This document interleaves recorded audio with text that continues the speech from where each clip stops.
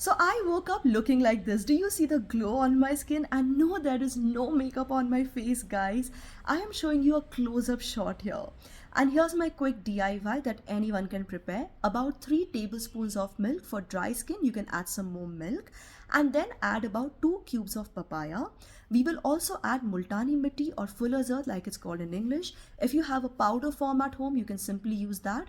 I do like the stone form better because those tend to be more pure. If you don't have multani mitti, I'll put the link down in the description box below. So I'm going to let this soak for about 5 minutes to soften the multani mitti and then run the mixer.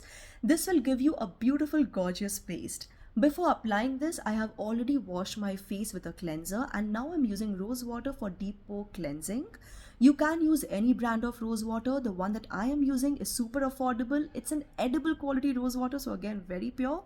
I will put the link down below in case you're wondering, but you can use any other brand as well. Then I'm going to go ahead and apply the paste generously all over my face and neck. We have prepared some extra so you can use it on your hands and legs, or you can simply refrigerate it for the next 2 to 3 days. After about 15 minutes of keeping the mask on, wash it off with water, room temperature water, and dab an ice cube for about 1.5 minutes all over your face and neck. And that's it. Your skin will start feeling different right away. Use it every single day. In a couple of days, you should be able to start seeing a very visible difference. So yes, guys, if you like this video, don't forget to hit like, subscribe, and keep coming back to Super Style for more. Thanks for watching.